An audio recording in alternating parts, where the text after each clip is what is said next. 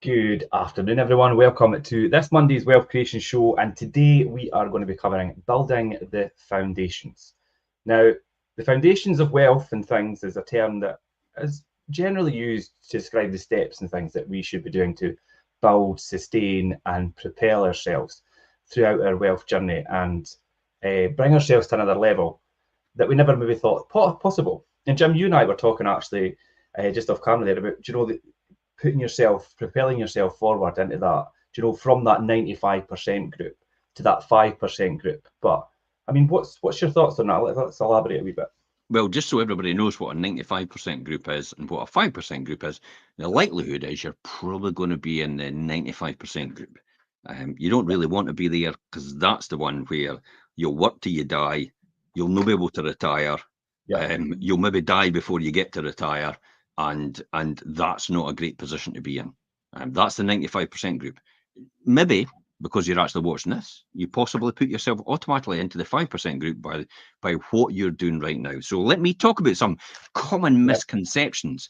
Mums and dads, put your hands over your ears if you don't want your kids to know this, and you maybe don't want to know it either. But it is common misconceptions, and it is between the 95% and the 5% group. So this is what happens when they tell themselves this: you have to go to college. That's the 95% group. But what the 5% group actually think is you should go to college if it's part of your financial plan. Yeah. The next one is 95% group. You should read academic books. Whereas the 5% group says you should read books about finance and investing. That's interesting, that one. Yeah. Next one, 95% group. As soon as you graduate, you should get a job. I used to get that all the time. Mm. And unfortunately, from my mum all the time. And my mum's known the 5% group. My dad was, but my mum wasn't, because my dad had different thinking. He ran his own business. And so the 95% group says, as soon as you graduate, you should get a job. Where the 5% group says, as soon as possible, you should start your own business or own one. 95% group. Yep. Save up for a down payment for your own home. You heard that before everything. Oh, you've got to own your own home. You should have your own home. And it's like, whoa, wait a minute.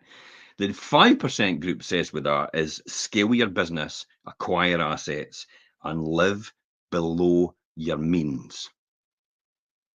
It's exactly what I did. Mm-hmm. Maybe I bought the cheapest place I can get away with. 163 Taylor Street. I still have it today and I rent it. But that's the one I went to because I was living in a big house way beyond my means. And I sold that, I moved into there, and it provided us for the next 5 years. And our mortgage was minimal. And I was able to acquire assets over a period of time. And actually, because I lived below my means, and Elaine was able to retire, didn't need to work anymore. She was able to take a redundancy, which was 3 times that income at that point in time, 3 times the redundancy she got. And I thought, yes, we could acquire more assets at produce income. That's exactly how we started.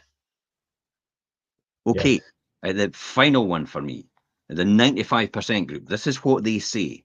If you work extra hours, save for your whole life, maybe you can retire at 65 years old. Maybe. Yeah, maybe. Yeah, maybe. Remember, there's one person that's going to change the goalpost here, and it's called the government. And it's outside of your control. You can't control that at all.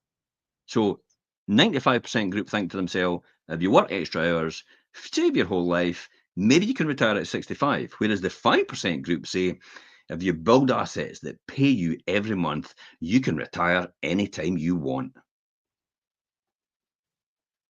That is the difference between the 95% group and the 5% group. That is the common misconceptions. They just don't get it. And unfortunately, the majority of people, it's the UK population, it's the world population, 95% of us will be thinking like that, whereas the other 5% think completely different.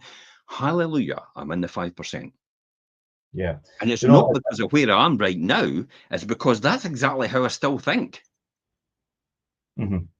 Yeah, and it's interesting when you say those things, because they are common misconceptions, and there are a lot of things that are really indoctored in all of us from the beginning. You just need to find the right people to guide you out with that thought process, or obviously find it yourself.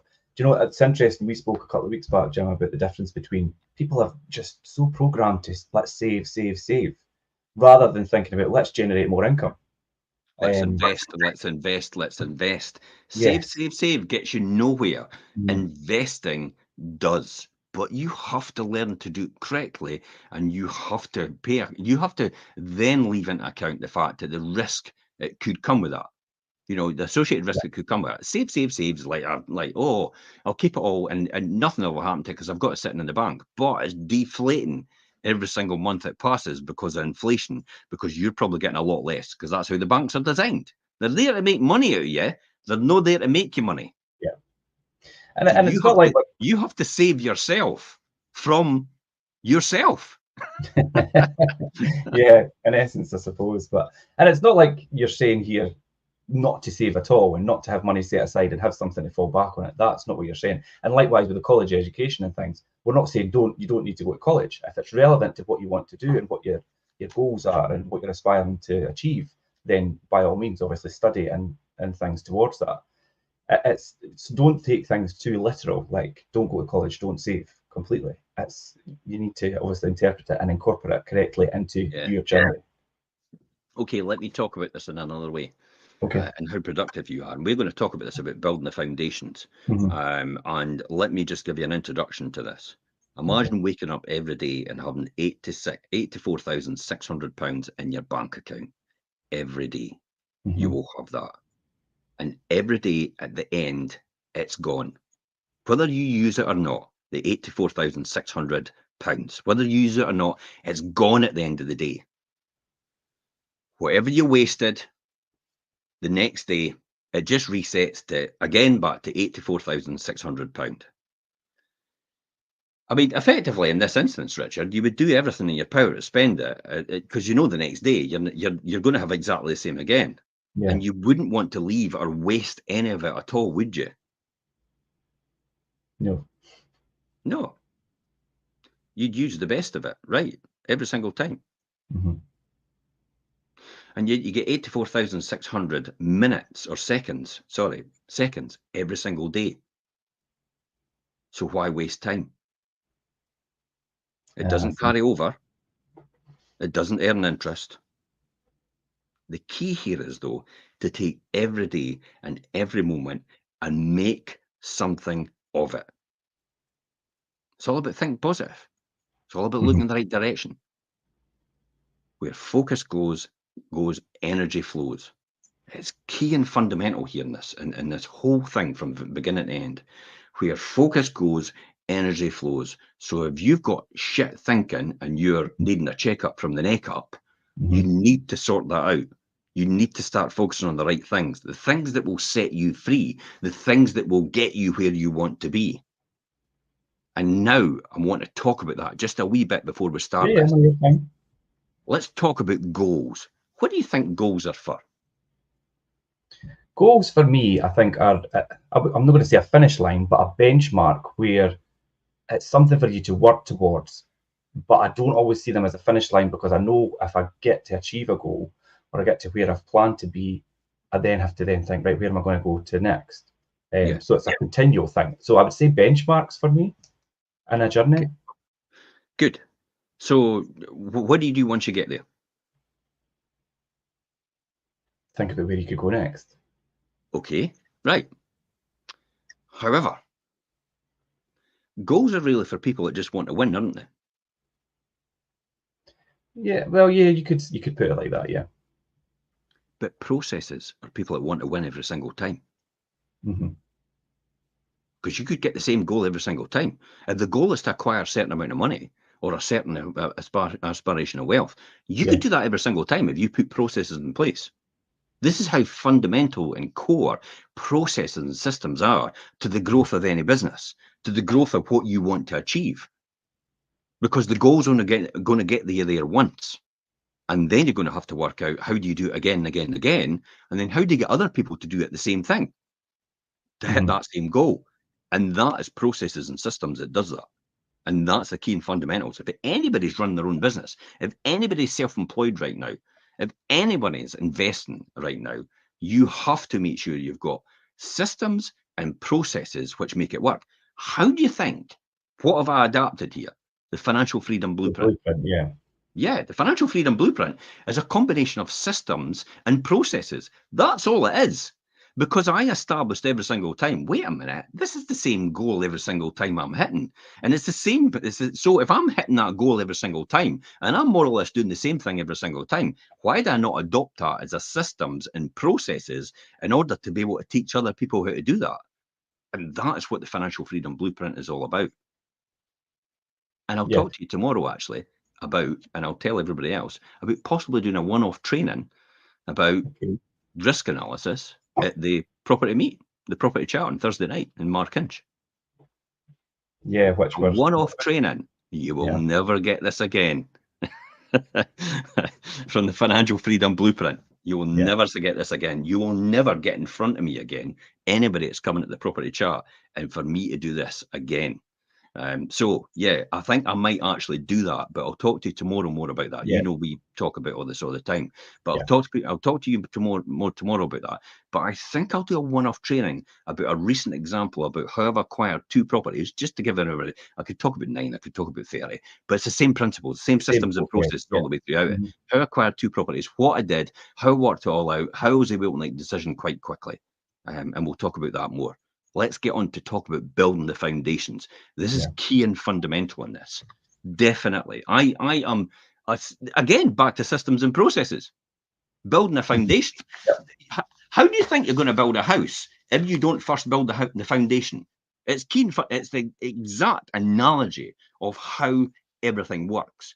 Without a foundation, about building any foundation at all, in anything at all, it will never become successful, whatever you want to achieve, unless you have built those foundations. And these 4 pillars of that foundation of wealth, as you've probably touched on, is survival, stability, wealth itself, and affluence. Yeah. So let's talk about survival while we've Yeah. got a wee bit of time. Survival's Survival. survival's a really important thing to recognize for yourself, I think, at the beginning of any journey.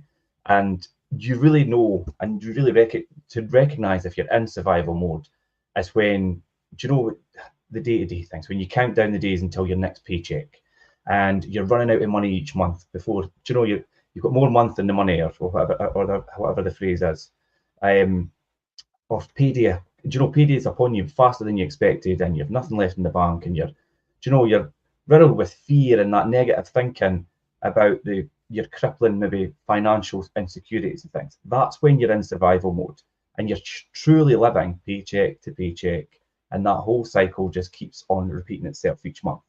This comes That's back to survival. the 84,600 seconds. Yeah. Everybody's got it every single day. 84,600 seconds.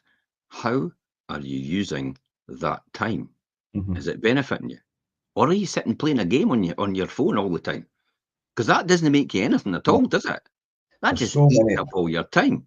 yeah, Think so many about the ways amount of time that you could be learning financial and investing strategy instead of actually trying to learn on something that's academic. It's maybe got nothing to do with what you're wanting to do, but you just decide in your life, it's like, oh, I just want to do something.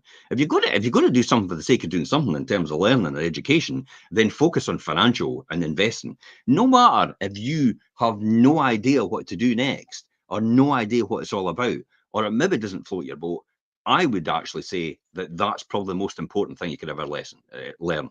And it's the most important thing that should be taught in schools. Yeah, but the one thing for me, which I've really disciplined myself to start doing, and if I feel like, and I have scheduled it in alongside stopping for something to eat in the middle of the day, but it's reading, and you're a big advocate of that, and pushed me quite a lot because I was never a big reader, and it's like, so if you've got that wee bit of time, know that I have a great deal of time in between a lot of things, but think, right, let's just sit and read a couple of pages of the book, and then at Yeah. least you're making good use of that time to develop your knowledge and learn something. And it's as simple as that. I'm actually on Scott Galloway, The Algebra of Wealth, The Simple Formula for Success. Right. I'm actually started reading that now. I was on the gaming one, and I thought I'm not getting I into know it you quite said well. that. Yeah, And last then I thought to myself, no. This one came up, and I thought that is more important, definitely, as far as I'm concerned. So I've changed tact, and I've changed onto that book. But I tell you what, it reinforces for me reading that type of book the things that I know already, and then I'm confirmed. It's like it gives me a bit of confidence. Yeah, I'm on the right track. Now, I Yeah. did say it gives me a bit of confidence. It's like, sorry, it's like, how much confidence do you need? It's like, are you not successful in your own right? Absolutely. But it still confirms to me that people that are successful, because he's a lot more successful than me, Mhm. hundreds of millions. Um, he's a lot more successful than me. So it gives me a confidence that I'm on the right track about following somebody that's already done that. And the amount of mistakes he's made over the years, it's like, wow, I want to learn from all these mistakes that he's made Yeah. and not do them. So that's a great insight. So that's why I'm onto that. But you're exact. I mean, let's talk about what you tell me, Richard. Some sort of examples of, if anybody's out there, what examples should we be looking for of people that are resonating in survival mode? So All right. if you're in survival mode and you're just trying to get by because you've got crippling financial insecurity at this point in time, what is examples of situations where it would tell you you're flipping heck, you're up the Yeah. swanny if you don't do Do you know? something about this? Do you know if you're in that kind of situation where you're paycheck to paycheck and you're running out of money before your pay comes in at the end of the month, and then there is a lot of that kind of indicators where will probably resonate with a lot of people that are listening, and it's things like, do you know, carrying over credit card balances. Do you know, moving from one card because you're and then over to a 0% balance and just keep moving money around, Do you know spending. that? Do you know what really resonates with me is the fact that that's taught as a strategy for I finance know, I to know, move your balances. It's like just clear your bloody balances. yeah, You know, focus on living within your means and actually getting your spending lower than mhm, your income, and then start clearing your balances. That's the key here. No moving it from 0 to 0. Get rid of it. Get rid of it. Get rid of your credit cards. Now, I'm very proud of this, actually. I sat down with somebody a couple of years ago and they were in debt up to their eyeballs on credit cards. And actually, about 6 months ago, I sat down with them again. Said, how are you getting on? He says, oh, I've got about 10,000 in the bank. I went, sorry? What about your credit cards? Cleared. What? It's like, really? It's mhm, like, you've got no credit card debt anymore. You're no crippled by this anymore. yeah, Yeah, we've got it all sorted out and we've done what you meant to do. We've done what, and more or less said to me, we've done everything you told us to do. And we're like, got 10 grand in the bank now. We've got a real buffer. We actually feel yeah. really secure in Something our to fall lives back about, on and we've not. got a way forward. This is a person that's lived in debt all their life from credit card to credit card and just paid it off and constantly had to pay, interest every single month just by Yeah, paying the minimum amount. They've now got it together. And I'm really proud that they've done that. mhm, It'd be interesting yeah. to see what they're like in a year or 2 years' time. But And, hopefully and the also, details is going through. and also in doing that, they've saved themselves a lot of time and a lot of energy. Where people, because there is a lot of inordinate time and energy Of course spent there is. moving money around and figuring out how you could do this, and rather than so they don't have that anymore, and they've now got that buffer. They've got that 10 grand, like you said. They've not got to They've now worry got about all that. credit. They've now got all that time back to enjoy themselves. A lot of people actually keep themselves occupied because they don't want the fear of actually they're going to have to they're going to have more time on their hands. They live in Mhm, that fear. It's like a typical example about men when they get to 65 and folk, what you got to do now? It's like, well, I'm not going to retire. It's mhm. like because They it's the don't know fear what of else to actually, do. oh my Yeah. god, I've got to sit and do nothing. It's like, no, Mhm, no, no, that's not going to happen. I'm going to do something I enjoy, or I'm going to do this, or I'm going to look after the grandkids. I'm going to enjoy. I'm going to go traveling and all the rest of it. So they've got something else to do. So that's what you've got to be. That's what you've got. That's what you've got to be concerned about. People that try to retire, make sure you've got something to do. yeah. Um, Actually, it's spending an inordinate amounts of energy and money and moving that around all the time. So they Yeah. think they're doing something positive, and they're no, they're no. Just clear your debt. Make a plan in place to do that. Stop just moving it about and just avoiding the inevitable. It's the It's same with kicking the student can debt. down the road type Stop thing. moving your student debt about and avoiding the inevitable. Start eating into it and paying it off now if you can. So feeling regret as well and remorse about past financial decisions. It's like, I could feel regret about the fact that, I bought this car and I bought that car, and it was like, I shouldn't have Mhm. really done that. But really, I learned pretty quick off my father, and it's the one regret my father always said he had, was actually buying brand new cars all the time. Yeah. He says that ate into a lot of his Appreciate. money for that reason. And he says it's something I would never ever do. And it's like, to me personally, cars are the preaching asset. It's like, it's to get you from A to B, it's to get you where you want to go, and that's about it. That's if you feel regret and remorse, you're in survival mode. Mhm. Probably powerless and resigned about catching up. This is the Yeah. thing about a lot of people actually say, and when they come to this, the fact that I think it's a lot to do with, oh, well, it's just what it is. Just like I'm on my credit cards for my life. It's like, I'll just keep paying them off. And they get so used to paying their credit cards off every month, it gives them that respite and the fact that it keeps them going, Yeah. but they become completely dependent on it. Do you know what it's like? It's like a drug pusher. Yeah. It's like, Yeah. that's what credit cards are like. Credit cards are like drugs. Once you get on them, it's very difficult to get off them again if Yeah. you're hooked onto them. And this is what I liken it about. So you have to be very, very careful what you're doing. Just now, it's like I've got like a lot of stuff because I'm booking holidays and all the rest of it on credit Yeah. cards. And then I'm looking at I'm looking at them now. I've actually paid off one now and complete this morning.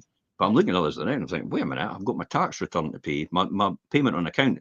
By the way, everybody that's self-employed, or you've got a payment on account that you've got to pay on the 31st of July on your account as a Mhm. tax for tax in advance. That's what the government does now. So I've got that payment to make, and I just paid off the final balance for the cruise, in Miami for Yeah. Virgin Voyages. Yeah. So that's done. So Necker Island, Miami, all the rest of it's completely paid. But I've still got to pay for that because I pay for it on American Express to get my points. So I Yeah. can then get Avios points and then, get a tiered system and all the rest of it because it's connected to BA. Mhm. And then, so that benefits me that. But if you don't keep a control of that, it could easily catch up on you. Now, for me personally, I could just pay off. Yeah, just clear it. I'm Yeah. quite But lucky in that respect, but I think most people won't be able to do that. So I could see easily how it's easy just to let it catch up on you and get caught out. yeah. Do you think as well this whole like you say, the powerless and resigned fact to like you'll never catch up or maybe even catch up with others, it's because you're concentrating you're looking at other people and how they're operating and how they do things and think, oh, I'll never be able to operate at that level, so I'll just stay where I am here. And rather than just concentrating on your own stuff. The whole system's Yeah. designed to make you buy things. Yeah. Every advert, every marketing you see is to get you to part with your money. That's what it's all about. Mhm. Your objective is to build a defense so you can resist that. Mhm. Unless you see complete value in what you're getting, rather than the one-off dopamine hit you get, like, look, I've got a new car. Let's Mhm. show everybody on Instagram and get loads of likes. It's like, don't bother. If it doesn't float your boat, then fine. It's like, no, wait. The impulse buy has got to be resisted, definitely. And so I know you like it, and I know you maybe like a smell, a certain perfume, or all the rest of it. But if you cannot afford it, and what I mean by is not afford it, is in other words, if you've got debt on your credit cards that you cannot pay off, you shouldn't be buying shit like that. Yeah. You Yeah. should not be buying stuff to put on. Oh, it's a brilliant dress, or it's no, no. I buy dresses, but only on the weekends. It's a That's the brilliant. name of your credit card. He, him, and her. It's my new Yeah. pronouns. But my point is, if you've got debt on your credit cards and they're mounting up every single time, you're paying the minimum every single month because you can't clear them. You're having to move balances from zero, to zero cards and all the rest of it to spend all that time doing it. Stop buying shite. Stop buying the dresses, stop Right. buying the Armani suits and all the rest of it. Stop buying the flash clothes, stop buying the flash watches, stop buying the perfumes and the colognes and all the rest of it, because that stuff's not going to clear your debt. That's just going to put you more into debt. And you'll probably be the type of person that you'll open your wardrobe and there'll be some clothes you've never worn yet. Yeah. And all these things are just not essential day-to-day things. You don't need them. Yeah. You don't need You don't need your PlayStation. You don't need your Xbox. You don't need the latest game app. You don't need to buy all that stuff. And you don't need the highest Sky package because you have to see the football. And it's like, if you're in debt up to your eyeballs and you're paying month to month, you need to stop that right now. And it's that discipline that'll get you out of debt. Yeah, That's survival mode. That's what survival mode at this point in time. If you're in that position, you're in survival mode, and that is not a great position to be in. Yeah, and that's when you fall into like you start owing back payments. You start obviously you're struggling to catch up with your payments. Do you know? And people that are in survival mode, they obsess about their money, yet they totally avoid it because well they're not really getting the pleasure of utilizing it because it's paycheck to paycheck. Everything goes into your bills, your credit cards, and you're left with nothing at the end. Do you know? And that's how people get into that. And it's kind of a vicious circle to find yourself in. But I'm sure most people have or might even be there just now. And you know you're in survival mode. People in survival mode. You're right, Richard. You'll be having to catch up with back payments on your credit. You'll probably have the Provi man at your door. Click, click, click. I'm here to collect your money. And you're hiding behind the couch. If you're in that position, even metaphorically, if you're hiding behind the couch or hiding behind anonymity or no getting back in touch with people, you know you're up the Swanee the now. And you need to get a boat and a paddle to get yourself out of this. And this is how you do it, to do that. And obsessing about the fact that obsessing about money and yet you've got none. That's why you're obsessing about it, because you've not got any. Yeah. So if you find yourself doing that because you've not got any, there's a problem. That's one of the biggest reasons why people end up splitting up, is because of financial reasons. Oh yeah, money causes a lot of problems in relationships and family and oh yeah, I know that. It could definitely. And then you're facing the threat of people sending you demand letters and we're going to be cutting off your phone or cutting off your Sky or cutting off your whatever it is. If they're cutting it off, probably just do it now. Just cut it off for them. Just do it voluntarily, because that then puts you up the pecking order, by the way, in your credit rating. Because if they cut it off, it goes against you. If you're cutting it off voluntarily and saying enough's enough, let's work on a plan to get this all sorted, then fair enough. A lot of people actually think if they rack up all that debt, if they just stick their head in the sand, it might go away, or it might be consistently there for the rest of their life. But if they ignore it, they'll still get away with it. You don't have to deal with it. Yeah. No, that shit's coming back to haunt you. Especially when you go for things like mortgages later on, especially if you're running a business and you try to get a business loan, especially, all these different things. If you try to get loans to help yourself out, if you try to get credit to buy a car or finance or anything like that, if you try to get anything in the future, that will stop you for getting it because it'll be on your account and no one will touch you with a barge pole. Yeah. That's how you know you're in survival mode. Yeah, survival mode could be a dangerous place to be. As long as you get the right advice and are in the right mindset to bring yourself out of that. So how are you going to bring yourself about it? How are you going to get yourself to that? What we talked about next is stability. Yeah. How do we get there? Yeah, achieving that stability as something that you really want, as a stage in your journey you really want to be in, and it is obviously a really important part of that journey. And you're experiencing your financial stability when you're current on your up to date with taxes and you've got your steady income and you pay your bills in full at the end of each month and you're not carrying things over and like we were saying, own back payments and things on bills and things as well. And you're living in a house that works for you and works for your bank account effectively. Yeah, it works for your bank basically. Yeah, just drains it completely. So you need to look at your bills and your lifestyle and how you're living, and if you're comfortably living within your means, and like you say, Jim, if you've had to do cutbacks and things, and that is making your lifestyle a lot more manageable, that's when you feel that more stable within your position in life, because it can be very unsettling to be in that survival mode. I've been there. I've been in survival mode before.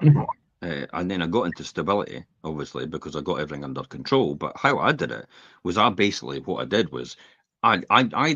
didn't start using cash anymore. I mean, this thing about cash going about is like, when the banks went down, it's like I was still around the cash. It's like cash is trash. Cash is shite. It's like, let's be honest, I love that word, shite. No cash. Yeah, I love you've shite. said that a few It's a great times. word. It's a fantastic word. I love it. It's a great Scottish word. And it means a multitude of everything, doesn't it? Yeah. But let's be honest, cash is trash. It's like, it's no good to you. Because if you start using cash, you lose all control about, where you're spending it. Whereas if you start putting it through your card, it's a real good control mechanism, because then you could do a data dump from your statement online and then put it into a spreadsheet, and then you could analyze it into the categories. Like, what is the essential categories? Like food, Yeah. clothes. Although Food, I wouldn't utilities. personally, I wouldn't put clothes as an essential. I'd put it as a luxury at that point in time, because If you've you don't already need got a clothes. wardrobe of clothes, Yeah. then yeah. And you can I go think buy stuff at the second-hand shop at this point in time. Nobody's going to know it's second-hand except you, the nearly new stuff. It's like, yeah. who cares? It's like you're trying to get out of debt. Everybody else that cares is in debt anyway. Yeah. They just want you to be just like them. Nine times out of 10, a lot of these people with all the flash things and possessions and that, they're all on tick, or they're all Yeah. they're So in then debt. what I did was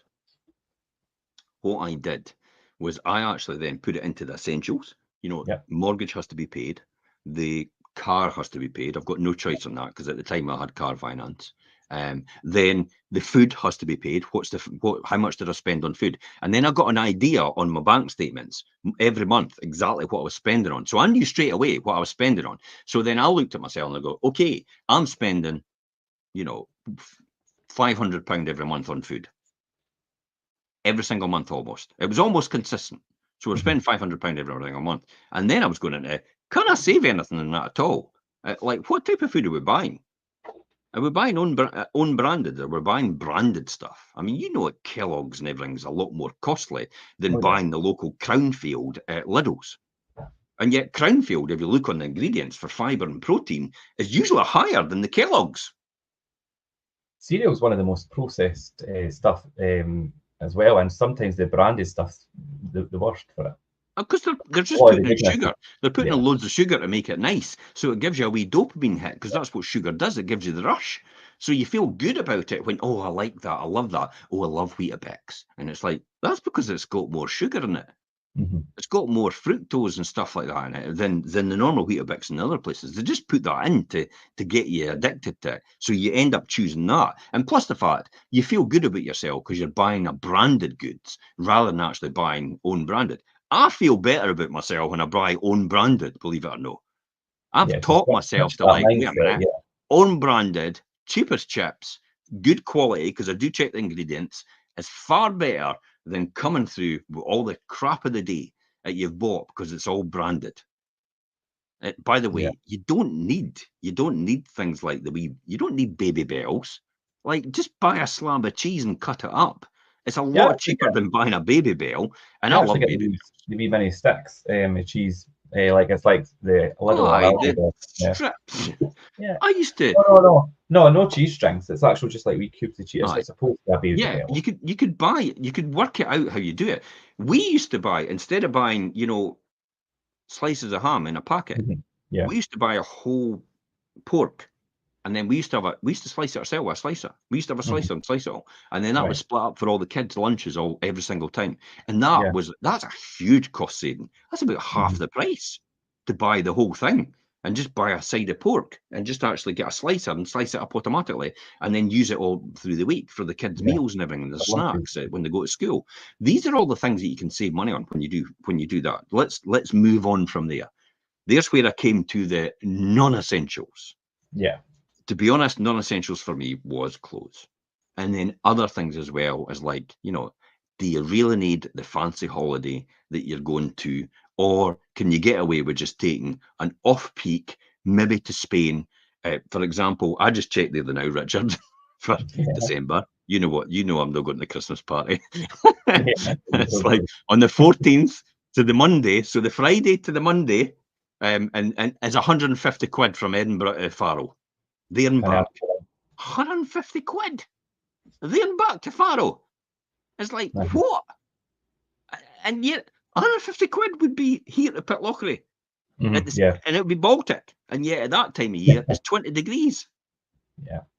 Yeah, you So can't these help are with the that at sort. all. Yeah, these are the sort of thing. Now I could do on peak, and it would be 100. It would be about 300. It'd be double the price. So see what I mean about, you can just move things. So when I put dates in for flights, so I put the exact dates in, but I just go either side to see if there's any cheaper alternative, Yeah. whether you should travel in the middle of the night or the first thing in the morning, and you usually get a lot less. So these are things you could save on as well on non-essentials. But really, if you are at the really worst situation where you've got threats of collections and you've got people, and you've got down south, you've got bailiffs coming in to take your stuff away, it's like you need to cut back right to the core, and Yeah. you need to discipline yourself to do it. And feel more excited about the fact that you're saving that money, and because you're no spending it on crap, than actually doing anything else. So I think that's the most important point. So when we look at it, handling your personal finances and all that is probably the way to go to get stability. So Yeah. what is the basic milestones when we look at it, Richard, of financial stability? What is the things that people know they're stable in their financial situation? Yeah, as you were kind of demonstrating there, I think a really thorough understanding of your monthly, and indeed, obviously, your annual spending, and what you've got coming in, what you've going out. And you said that, Jim. It's quite easy to do with the bank account now. If you keep everything through your bank, you can break that down to essentials and really have a good grasp on what you've got coming in and what you've got going out each month, and indeed on an annual basis as well. Have that backup, 6 months of living expenses set aside as like a safety net, or like, have, like what we're saying there. Obviously, we talked about the difference from having income and savings. We're not saying don't have savings. You do. I mean, savings are good to have that fallback on, but don't just completely save everything and save and not ever do anything with it. But it's good to have that around about 6 months. Is probably a good fallback to have to cover So living 6 expenses and months of all. living expenses is Yeah. somewhere where no one will probably achieve. I'll tell you, the 95% group will never get 6 months of Yeah. living expenses set aside as a safety net. That'll never Mhm. happen for a 95% grouper. Yeah. For a 5% grouper, that will happen. Yeah. 6 months of living expenses is financial freedom. Mhm. It's basically, that's what it is. That's 4% of the 5% group, by the way. 1% is 2 years or more. The 1%, that's Right. Okay. wealthy. That's rich. That's classified. That's what it is. So you're right. It's an annual spending thorough in the 6 months of that, and regular contributions to retirement. That is key here. Yeah. Regular contributions to retirement. I'm not talking about your pension. Pension is obviously the most efficient vehicle, but Mhm. if you need access to it, just in case, then fair enough. But you need to commit something, probably, so you'll never ever see it again unless you retire. And for people like me, when I first started out, it was like, I'm going to die at 40 anyway. Luckily enough, I'm 57. Woohoo! I I made was it. going to say you've But surpassed when I that. started out, it was like I was a heart attack waiting to happen, because I was completely stressed about everything, and I just went hell for leather, and I just worked all Mhm. the time. But most people know my story, and it was Yeah. never ending for me. People say, "Oh, I've been working a 10-day or a 15-day shift." I was working a 10 or a 15-year shift constantly. Weekends, night times, lying on the floor of where I was working, just getting up, getting a shower, going back home, getting a shower, going to work, starting all over again. Repeat, repeat, repeat, repeat, repeat. And that's how it was Which for takes its 10 to, toll. 10 to 15 years, Richard. 10 to 15 years. And I even did that when I had Century 21 as well.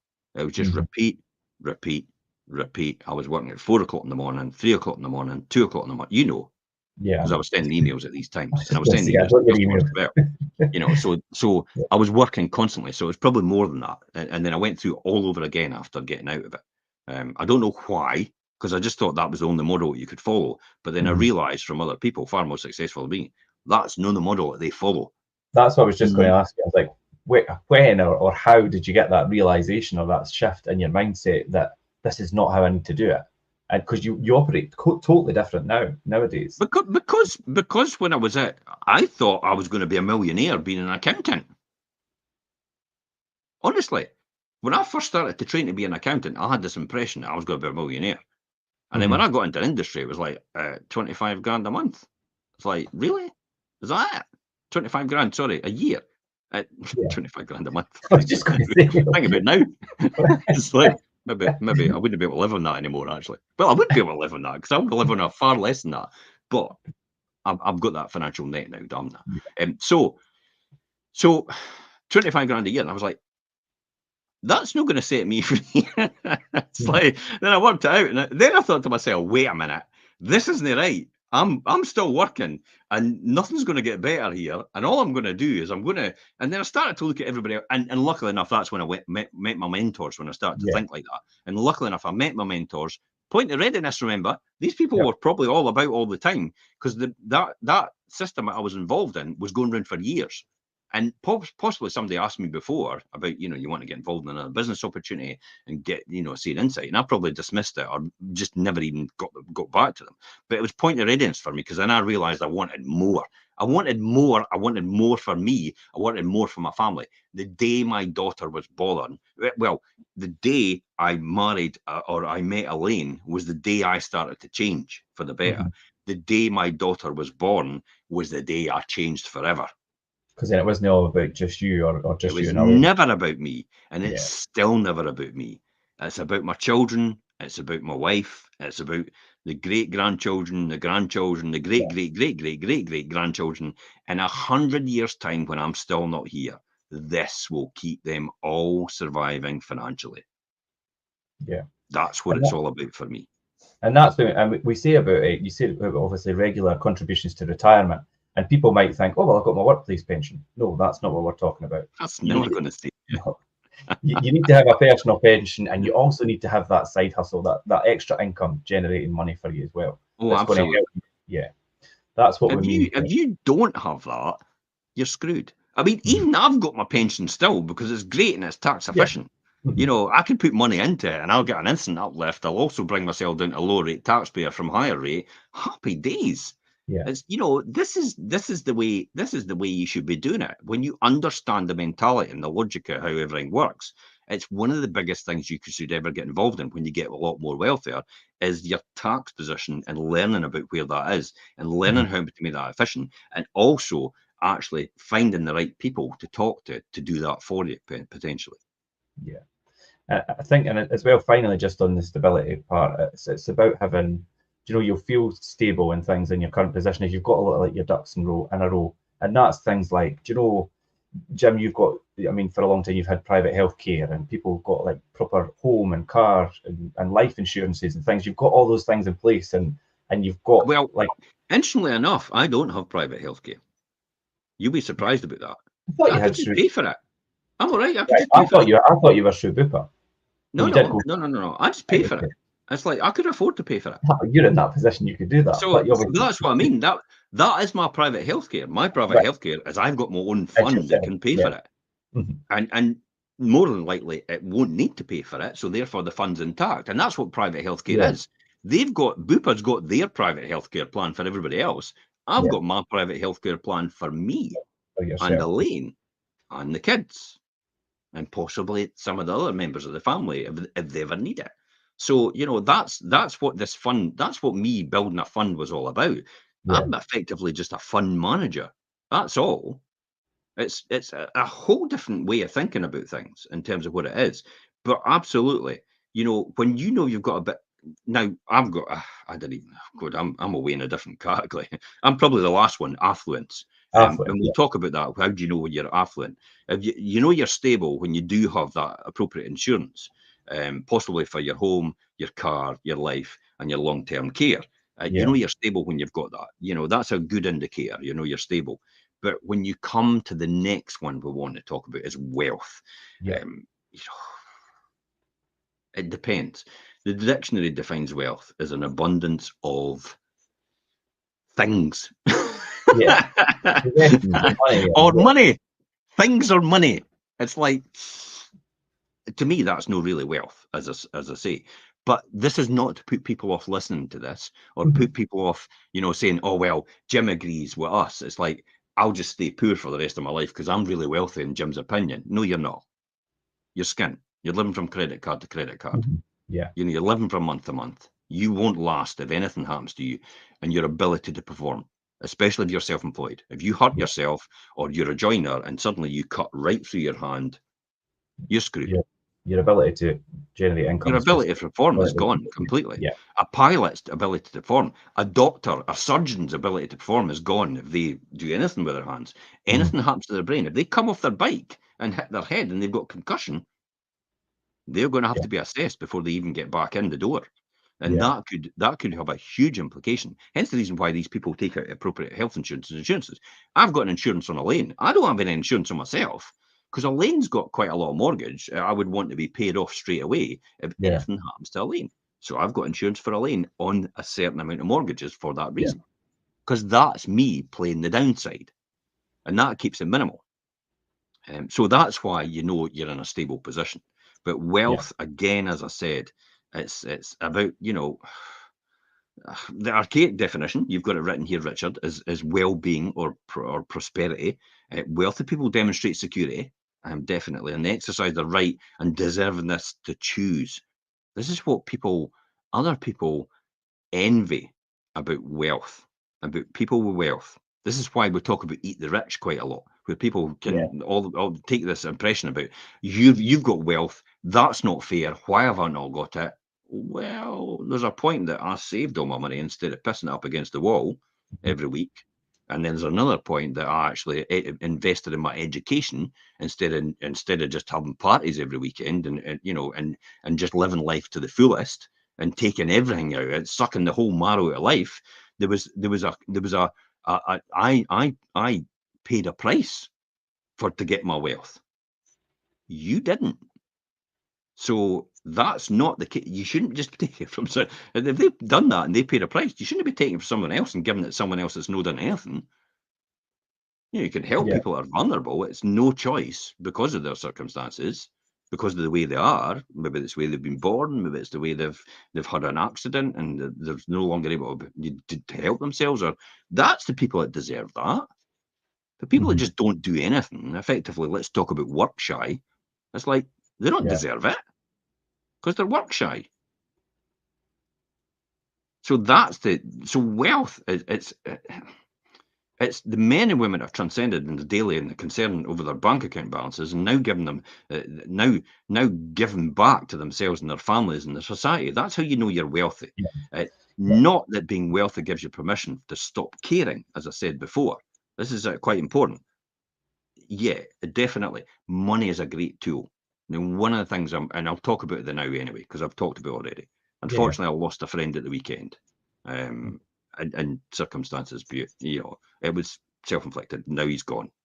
Okay. So there's a means, and it just so happened it coincided at the same time. There's a means possibly that I might be able to support a mental health care project. It could have actually helped him. So that's something that wealth allows you to do. So it's something I'm seriously going to look into, and if it's possible, I think we will do that as an organisation, definitely, to save lives. Unfortunately, we couldn't save him. It's a pity we hadn't done it sooner, and I hadn't realised sooner. But you know, this is what's happened, and this is why this happens. Yeah. So it does give you permission to care. It does also, in fact, it's a mandate responsibility in what you're doing with your money. At this particular stage, there's an abundance. You've got it. And in other words, enough to donate time, money and energy and resources to making the world a better place. And all the basic financial needs are met. And there is more pleasure, self-care and adventure on the calendar for yourself. That's how you know you're wealthy. Just going to say that's when you know, when you've got that freedom to spend your time obviously making things better, implementing money to improve things, and like you say, some self-care and adventure, and just having that ability to decide what you do with your time rather than being bound by somebody else, or you know, that's when you know that you're in a wealthy position. What do you think happens when you act like a wealthy person? What does a wealthy person act like then? What do you think? There's things like obviously having a proper financial advisor or accountant in place, or planner, you know, somebody that's giving you that correct advice and where to implement money and how to take care of it properly, really and strategizing for periodic income. things like bonuses, commissions, and gifts, and using your tax benefits correctly, and things like that as well. They're savvy on their tax position and using, like you say, obviously you've got your pension still, and you use that as a tax benefit to yourself, because if you've got Of that wee course, bit extra, that's where you'll put it. I'll get nailed to the wall if I ever draw it down, but I'm Yeah. going to transfer it to a SAS, and I'll probably never draw it down, and it'll go to my children tax free when I pass on. So that'll go to them. That'll go into their fund, and it'll be instantly transferred into their pensions. So the SAS will work perfectly for them. So that's what I'm planning on just now. Yeah. Also, to have good investment strategies and the proper advisors and people in place advising you what your investments should be and how you should be, the right investments to be. Well, if property. you're a wealthy person, you know this is the things that you'll have. Yeah. Just as you're talking about. So we're not trying to advise people the fact that how to be wealthy. What we're saying to you is the signs of you've got wealth is if you've got a financial planner, more than likely you have. If you're strategizing your periodic income on bonuses, commissions, and gifts and tax refunds and reimbursements, if you're making sure you're working with that, if you're working with an investment advisor, more than likely, I'm lucky because I am most of these people to myself anyway. Yeah, I know. So I'm quite but fortunate. You do have others in these fields. This is why I talked about so much about understanding knowledge and financial planning. It's to some people, they convince themselves because they're arty-farty and all the rest of it, and they're in theatre and stuff. It's like, oh, I've just got no financial acumen. I was rubbish at school. Well, you could learn again, because I was rubbish at accounts at school. I never even got a mention in the O grade or even the higher. I got chucked out the higher. They wouldn't have let me sit the higher. So I never got a mention in the higher. I never got a mention in the O grade, and yet I was the top accountant 3 years running when I studied at college and university and went on to further professional qualifications. I was the top accountant in my group. It's like, what does that tell you then? It's never too late to learn. Do you know, and a good example, obviously, I mean, like you say, Jim, you're a qualified accountant, but you still have an accountant who does your accounts, and you've been a successful letting agent and investor. I would know. Yeah, but then I still oversee your portfolio to a certain extent, and then also you've got a good grasp on mortgages and what deals and what products are good, but you've still got a mortgage advisor that does all that for you. The object of the exercise is to find other people that can do it all for you. Do it, yeah, right? Because you could say, rather than you do it, and then you could focus on things that actually produce even more money. Yeah. Or you could focus your time on things that you really want to focus on. That's the key here. Yeah. Understanding your parents' wills. I mean, that's out the picture for me, because it's like they just think I'm 12-year-old still. It's funny. It's weird that how your parents still think you're that child, and they have no idea that you could blow them out the water financially. And they still don't get it. It's like, oh my God. It's like if I was my son, I'd be going, what do I need to know? What are you doing that I'm not doing? Where should I be investing my money? That's what I'd be saying to him. Yeah, because you've obviously because you're a different generation, but you've completely harnessed we're talking about disruptive changes and how they change over the years, and you've completely harnessed the modern changes and things and used it to your advantage, whereas they're obviously still in that previous. Yeah, so that's the key about acting like a wealthy person. You'll be educated on the details of estate planning, more than likely, and including inheritance tax. You'll be ensuring that everyone in your family across the generations are on the same page about the family money, empowering your personal finances and accounting skills, and clear about the elders' end of life wishes. Why do you think I've got Tony now doing my stuff? Yeah, I know. Because she's trained as an accountant. Originally she was a top student, and then she walked away from it all, the oil industry. She never even went to this. She got an offer, one of the biggest Anderson Brown oil companies, accountants in Aberdeen. And she went, I just don't want to do that. It's like, yeah, but she's got a great grasp of understanding. Yeah. So now Tony's doing that, and I'm getting her involved in making sure she's doing the overseeing, but not doing the day-to-day books, really, because a lot of the day-to-day books are done by Elaine, my bookkeeper I've had for about 25, 30 years. Yeah. She's been with me since time began. All from the very beginning. A recommendation through someone else, and she's always worked with me and always done things for me. And if I ever want an answer to anything on accountancy, I just send Elaine to find out about it. Oh, is that right? Can you do this? And then she goes and finds out about it all. Or if I need a bit more financial, a bit higher advice, I'll go to my accountant and I'll say, is that right? Can I do this? Or can we do that? Or what would it do if how would it come out if I did this or did that? In taxation, would I pay more? Would I pay less? Would I earn more? And these are all examples about how I just play with numbers in order to make it right. And then I'll pick and choose how I pay myself and what I pay myself in order for it to work, strategize and span over 2 tax periods as well. You don't get to do that if you're an employee, by the way. No. That's why you get nailed to the wall as an employee. Whereas this is why we talked about in the beginning. The 95% group, the 5% group, instead, actually, they acquire a business when they come out of they start their business as soon as possible, or they start to own a business as a result. Mm-hmm. One of the reasons I keep encouraging you, Richard, to invest in the business. Yes, I know. Okay, so that's where we are right now, ensuring that everyone in your family across these generations understand where they are and what they need to know. What is defined as affluence? Yeah, so we're going to round up on affluence because we've come right through full circle today from survival, stability, and we've just spoke there about obviously wealth itself, affluence, and affluent people leverage their wealth and they use their money to grow more money. And the danger zone here is excess, obviously. Yeah. One of the most affluent people, um, that some of the most affluent people, they obviously they really leverage their position and their money that they have, whereas the wealth that they already had before, they're taking it to the next level basically. And that's I where we think, say, where you've went from wealthy, would you say, and now you would say you're affluent, I think. I think this is a great one. Have you watched Kevin Hart's documentary? I think it's Kevin Hart, where he says to his dad, Dad, I've got 3. Look, I've got 3 cars. He showed his dad 3 cars, and his dad went, You've only got one ass, son.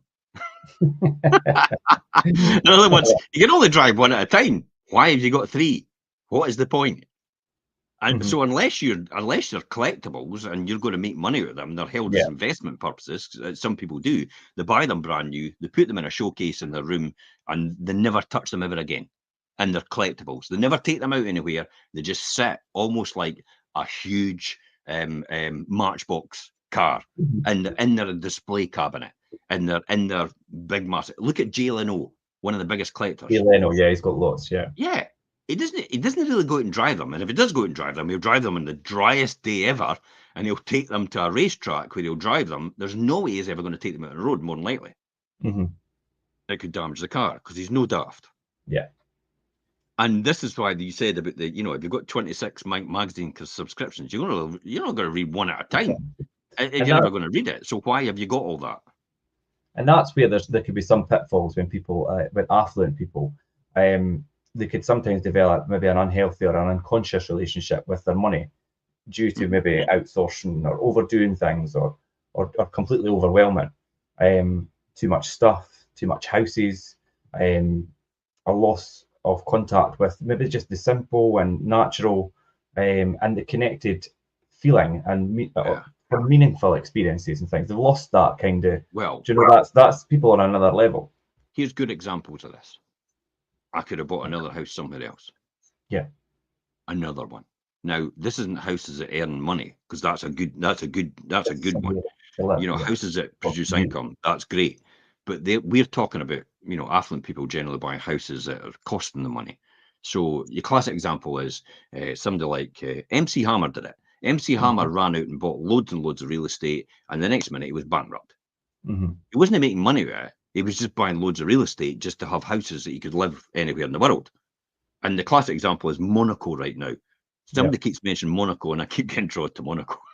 It's like, I get a 1-bedroom apartment in Monaco for $1 million. And it's like, whoa, wait a minute. You're thinking about 1 million, Jim, for a 1-bedroom apartment in Monaco. Studio apartment. Yeah. It's maybe no near the front either, even for that. And it's like, you kind of think, oh, it'd be nice to have that. It's like, Jim, oh, for God's sake, slap, slap, Yeah. slap, slap. Don't be stupid, you idiot. That's just a waste of money. You Yeah. could take that and invest it, and you could make more money, and you can give it to people that need it if you want to really do that. Why? I mean, why is it really? Go and live there for a month if you want. Go and hire somewhere for a month. Live there for a month. Enjoy yourself in Monaco for a month, and then come back home. Yeah, because You you'll don't probably need find it. after that month, like, no, I've got that in my system now. Of course. It's the honeymoon period, isn't it? Yeah. It's like, look at me, I'm in Monaco and I'm enjoying all these things. It's like, and the next minute, everybody goes, aye, okay, change the record. And then you've lost that, like, oh, nobody's really interested now. And then it's like, why Well, am it's I not here? the fact that you want people to be interested. It's Well, the some fact people that do. you lose the dopamine hit that you Yeah. sought in the first place because that's all it's given you. So it's the you get carried away. This is why people that don't understand how to earn the money and they've never earned the money, they've maybe won it, don't understand how to look after it and keep it. Mhm. Because it's the orchard, it's the orchard, it's growing all the fruit, which is the money, which then you harvest every single year, just like you make money out of assets, income producing assets. So it's like the income producing assets are your orchard. This is why people go, Jeff Bezos is a multi-billionaire, and then people go, that's terrible. One person should have all that money. And he's not got any money. It's not like his bank balance sits at He's a got billion. income producing assets, Yeah. which produce money, which he then reinvests in community and projects all around the world. Richard Branson does exactly the same. Mhm. And then if he goes and sells that stuff because he feels so guilty that he's got to give it to the people that need it, there's nothing else getting produced. Therefore, everybody that was getting that stuff in the first place So they're going to isn't suffer. getting any more because it's like chopping down the trees in the orchard that bear the fruit in the first place. It's like killing the golden goose that lays the eggs. Mhm. It's like, we're really, really hungry. Let's kill the goose. Hold it, though. Let's just do a wee bit of starvation. Let the goose lay some more eggs, and then we can eat that. Don't kill the golden goose, for God's sake. This is why I say to everybody, when you start a business, it's feeding the baby. Mhm. But these sort of things are common pitfalls of affluent people when they get that money. The entitlement encroaches on their personal, professional relationships, and then they start to have severe loneliness because they start to cut themselves, they start to push everybody away. I had a guy, it's like self-professed, look at me and all the rest of it. Look what I've done. And I had to end up removing him from one of our groups. And then I had to ban him because he started to attack me personally through Messenger.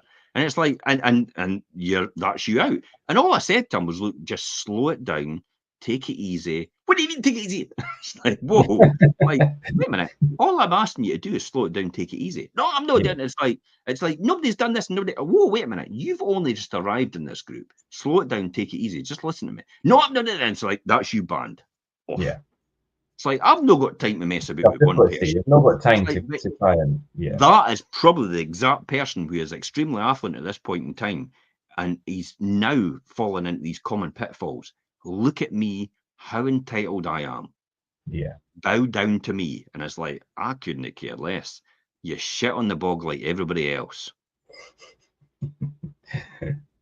Don't You like that one? You like that one today? You do, and it's a great one. It was taught to me by Jim Stevenson, one of my early mentors. I remember you've when we actually first said it to started me it. before. Yeah, it's like so hot, big deal. It doesn't, as Shania Twain says, that don't impress me much. Yeah. and that's the thing. So these are common pitfalls of affluent people. They have access to services, savings, investments, tax, and business loopholes. Are actually other ones as well. These are all the good things about it. The outright wealth accumulation that other people don't. So that's how you know you're kind of affluent. You've kind of made it. I still don't believe I've actually made it. I still don't find it difficult to understand where I am right now. And then But when then you it takes quantify it, you just look at it and think, yeah, it's just another number. Because I lead a frugal life. It's not that really extravagant. Obviously, Necker Island and stuff like that is now you do certain things, but extravagance. you're not on a daily basis churning out all these. This, do you know? I know what you mean. Yeah. I'm not daft. I'm not going to chop down the tree that bears the fruit in order to have all these things that everybody else thinks I should have. It's like as soon as somebody thinks I should have it, it's in the 95% group. That's the reason not to have it. Because it's like, I don't want to get back to their thinking because that's how they're thinking. And it's like, that's what you need to avoid.